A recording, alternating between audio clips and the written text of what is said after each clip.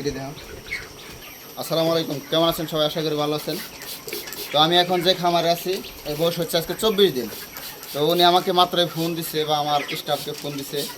এখানে এসে দেখি 4-5টা মুরগি আর কি কাটছে।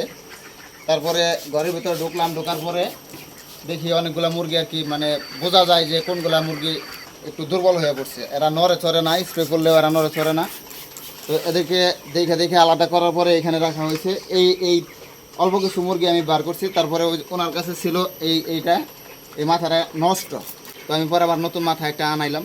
তো এটা দিয়ে আমি স্প্রে করতেছিলাম আর দেখতেছিলাম যে কোন মুরগিগুলা মানে নড়ে চড়ে না। তো ওদের দেখে দেখে ধরে আমি এখানে আয়না দেওয়ার পরে এর ভিতরে আমার এটা আইসা আমাদের এখানে গরমের জন্য হাইড্রেট চলতেছে, কিন্তু এর থেকেও ভালো কাজ করে রেনাটার। তো ওইটাও আমি আনতে পাঠাইলাম, নিয়ে আসলো। আর খামারি তো মোটামুটি যতটুকু জানে বা বুঝে তার মধ্যে থেকে উনি করার চেষ্টা করতেছিল, কিন্তু বিদ্যুৎ নাই। আর এইদিকে দেখেন পাহাড়ের মতো একটা খামার, তো বাতাস একেবারে আসতেছিল না। তো মাত্র কিছুক্ষণ এসে বিদ্যুৎ আসছে। তো আমি আসার পরে মুরগিকে স্প্রে করে দিতেছি। আর কিছু জিনিস দেখাই আপনাদের।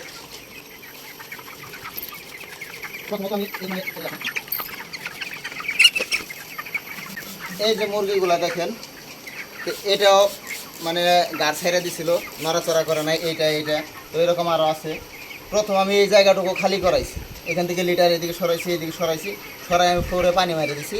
তো এরপরে করাইছি ওইটা, তারপরে ওই পাশে একটা, ওইখানে একটা, এখানে একটা, এরকম করে 4-5টা খালি জায়গা বানাইছি যে এখানে যেন মুরগি বসতে পারে বা আমি পানি দিয়ে দিলেও যেন এই লিটারগুলো নষ্ট না হয়।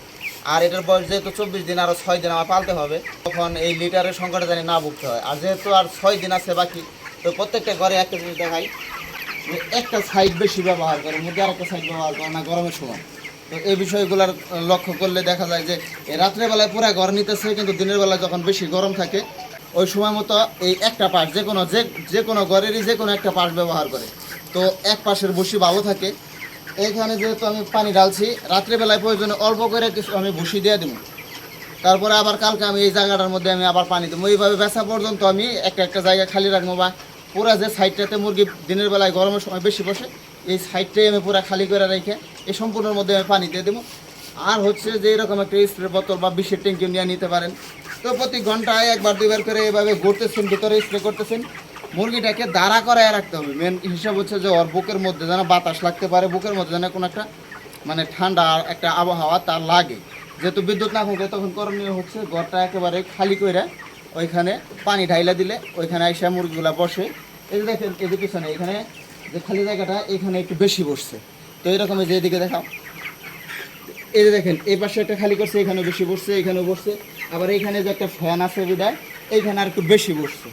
তো আমার কথা হচ্ছে যে মুরগি আমার বাসায় রাখতে হইব। হঠাৎ করে গরম উঠলে বলে মুরগি মর্টালিটি হইতেই পারে। তো এইখানে যেন মর্টালিটি কম থাকে। আমি যদি এখানে আরও লেটে আসতাম, উনি যদি না বুঝতো, এটা হয়তো যে আরও বেশি যাইতে পারতো। কিন্তু আমার করণীয় হচ্ছে যে খামারিকে সচেতন করা। অনেকে বলতে পারে আবার যে কিছু কিছু আছে বুদ্ধি দিতে আসে, আমরা আসলে প্র্যাকটিক্যালি অভ্যস্ত। তো যে এখানে ঠান্ডা লাগতে পারে, মুরগি ঠান্ডা লাগবো। এখন অতিরিক্ত গরম, এই গরমের সময় পানি মারলে ঠান্ডা লাগবে না, কিন্তু এটা যদি এই পানি মারা অবস্থায় বা এই পানি থাকা অবস্থায় রাত পার করে তাহলে ঠান্ডা লাগতে পারে। আমাদের কাজ হচ্ছে যে এই জায়গাটা ব্যবহারের পরে এখান থেকে তো আমি বসে আবার বিকেলবেলায় দিয়েই দেবো। তখন তো এই যে পানি তো এই যে যেরকম শুকিয়ে আসছে, আরও 2-3 ঘন্টা থাকলে পরে তো এমনিতেই শুকিয়ে যাবে পানি। আর যখন শুকিয়ে যাবো তখন এর উপরে হালকা করে বসি দিয়ে দিলে ওই পানি একটু একটু নরম থাকলে পরে ওইটা বসিয়ে শুকিয়ে নেবো। এরপর আর একটু মোটা করে দিয়ে দিলাম, রাত কাবার করলাম। পরের বেলা আবার দিনের বেলা সকালে উপর থেকে বসি শুকনারি সরাই দিয়ে ওর উপরেই আবার পানি মারবো। এর ভিতর তো ওই যে এক সাইড তো দিনের বেলায় ব্যবহার করে না, ওইখানকার বসি তো এমনিতেই ভালো থাকবে। ওই বসিগুলো আমি আবার পরে এখানে যদি প্রয়োজন হয় আমি ব্যবহার করবো। তো এর ভিতর তো বেচার সময় ওই মানে হয়েই যাবো। 30 দিন হয়ে গেলে 28 দিনের পরে যদি আমি ভুসি ছাড়াও পালি, মুরগির গ্রোথ যেহেতু এখন 24 দিনে ভালো আছে, এটা 28 দিন যদি আমি ভুসি ছাড়াও পালি, 28 দিনের পরে আমার মুরগির গ্রোথ নষ্ট হবে না এবং মুরগির মর্টালিটির হাত থেকে অনেকটাই সেভ করা সম্ভব।